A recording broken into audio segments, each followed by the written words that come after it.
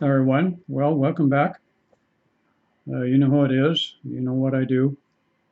And as you can see, I'm definitely in a different part of the house. I'm over on the other side. I'm sitting in Nicole's office today. And what I've decided to do is I've gotten myself into a situation where I'm bored sitting in one part of the house. So I actually sprung for the price of a laptop. And we're going to become a bit more mobile here in the future, moving around. I was planning on sitting outside today, but it's actually too hot. It's got hot and humid again. So I'm going to stay inside, just switch over to the other side of the room and we're going to be in Nicole's office here today. Okay, now on with the fun things here. Uh, First of all, what I've done is I went on my Facebook page and I actually put up a post asking people for topics, not necessarily on twin flames, and actually I filled up three full pages here of topics of many different varieties. And the first one I am going to do, and again, these are all by request, so I'm going to give them a shot to the best of my ability. And the first one is twin flames, why is it so difficult for them to actually come together?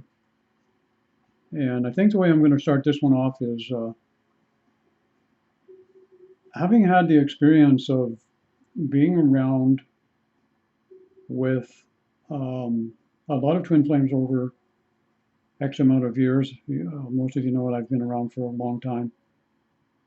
And I find that in them trying to come together, I find one of the biggest reasons that they have a lot of difficulty with it initially in the beginning and even going through it later on is, first of all, they all want to think of it in terms of a relationship, that it's going to be boy or girl and boy, they're going to be together and they're going to live heavenly after, right, in the burbs, and everything's going to be wonderful and everything's going to be beautiful. And it just doesn't happen that way. And the other thing that I find that seems to be a big problem at this point is, and this is kind of an important one also, is I find a lot of people, what they do is they try to work their twin flame connection based, as I said, on getting it into a relationship format. And then the second thing that they do is they try to use their past experience in regards to relationships and set up a formula or an avenue or a venue or a methodology, if you will, as to how to work it together. I think one of the most important points that they don't realize during this situation is that the one thing that all twin flames, no matter how awake they are, how knowledgeable they are all going to have to understand one thing, that in order for you to bring your twin flame connection into some kind of a union, which will bring into fruition some kind of relationship in some format, that your personality is going to have to go through a radical change. All right. And that means that specifically, a lot of your old belief systems, and I've mentioned this previously, about love, relationship, and sexuality is going to have to change. And there is a great deal of resistance on the part of people to get into a relationship unless they feel that they have a handle or they have control of it. And this is another major issue in regards to why it's hard for them to come get it together. And when they get into these particular aspects, what they do is this initially happens sometimes in the beginning, and then they're going to do what everybody else does, and they're going to Google it to see what the hell is going on, and they're going to get into a situation where they're going to come across a lot of information up on YouTube, the internet, Facebook, if you will. And what's going to happen then is they're going to come into probably what I feel at the moment is one of the biggest blockages of all in the twin flame trilogy or the twin flame journey, if you want to call it that. is the misinformation, the misguidance, the down and outright bullshit and fluff and fantasy that so many individuals are portraying in regards to the twin flame connection. And what happens is, and this is where the danger lies in it, is when you get caught up in a particular belief system or a particular group with a theme. And the theme of a group, I might add, is dictated by the facilitator or the creator of the group. All right. And each group leader or facilitator has their own rules, their own mindset, their own belief systems, and their own control issues, if you will. It is very, very difficult for individuals to move through the many different, I'm not going to call them stages, I'm going to call them steps, if you will, of the evolutionary process that needs to take place for a set of twin flames to come into fruition of where their connection is going to take them and where it's going to evolve them to. And when you have someone with a set program or a set belief system or a limited set of experiences, and one of the things that I found here that is very difficult for people to move beyond is you have a lot of people who claim to be twin flames, and I agree they are. But the problem nowadays is this, and this is what I found to be another one of the major issues why it's so hard to come together, is you have this tendency in our society today is everybody wants to jump on the bandwagon when they have a little bit of experience and knowledge and get up on the pulpit or on YouTube, if you will, which is a pulpit.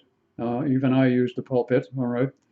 And they want to get up on YouTube, and what they want to do is they want to express their twin flame journey based on the experience that they have to a certain point, all right? And that certain point takes them to creating in their personality a set of belief systems that they personally have become locked into. And because they're locked into it and it's a belief system can be reinforced over a period of time. And actually, what can happen also, and I found this out recently, is when a belief system in your personality has become reinforced, what can happen then is your, shall we say, your Kundalini awakening or your spiritual awakening process can actually create, facilitate, or manifest for you visions, if you want to call them that, nocturnal journeys, out of body, if you will, and also intuitive insights that will come to you that you think is revelation, inspiration, or divine guidance. But they would be limited by the personality of the individual in question.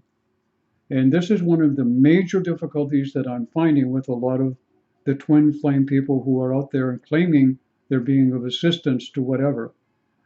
Recently, I've been going up on YouTube and taking a look at some of these other people that are up there, disregarding the teapot and tarot card ladies altogether because there's no point even talking about them.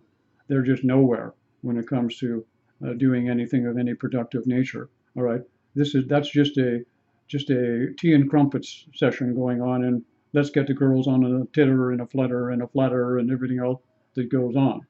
I'm talking about the other ones who are promoting themselves as counselors or putting on workshops, or they have certification programs to let you know you're a twin flame, whatever. And what's happening with these types of situations is when you have people, and the internet, I might add, is full of them with people who have blogs, and I can see right away they have only partial or limited experience in the twin flame union. And what they do is they try to gather a flock or a following based on that limited perspective or belief system that's been ingrained in their personality. So this also comes into play at this particular point in time to affect individuals that are coming along. Now, the idea here is this, is if you're going to kind of go through, and everyone who is on this twin flame journey at some point is going to have to filter or shift through a lot of this debris, a lot of this information, this misinformation that's being presented. And even myself, I have to be very watchful of myself that I don't get myself locked in to a certain particular type of belief systems in regards to the twin flame concept. What I found over the years, and I think this is a healthy way to do it, is you have to be open, literally, at all times to new things that would filter into your consciousness and awareness. I can give you two very, very good examples for me, which I've mentioned previously in another video. One being the idea that the twin flame concept is one soul in two bodies. All right. I've since found that out that I used to believe that, and I don't believe that anymore either, because I found out that actually a soul, if you want to call yourself that, an entity or a being coming in, by definition, can actually manifest in a multitude of bodies, not just one or two, but several or a dozen or more. And each one of these can be expression of the original entity or being. And my concept now is that I understand is why would a soul want to come in and just live through Mel, this body, for a particular go round? Why not come in several bodies? So these are things that I've had to adapt to. However, some of these things that I have to adapt to, if I talk to the public about it, especially in the twin flame community, they all go, "Oh my God, what's he doing? What's he saying? This is so radical. This is so new. This is so, well, unusual. The guy's weird. He's off his nut." But in reality, in the twin flame connection, this is what is happening at this particular point. So the suggestion that I would make to people is this, is if you're having a difficult time with it, you need to take a look at the input that you're getting, all right? I understand that people are going to join twin flame groups on Facebook. I understand that you're going to associate with different twin flames or so-called experts on YouTube. But what you need to understand is wherever you are at that particular vibration, that person may have just enough experience and knowledge for you at that time. What you don't want to do is to get locked in to that particular person or belief system or methodology or application. You need to remain open to growth and continuation of your evolutionary process so you don't get locked in. And this is what I find is happening with a lot of people. And this is what makes it so hard. And as I go back, and I want to kind of refer back here for a moment also, the other thing that makes it so hard is the idea here that this is going to be a traditional relationship in form.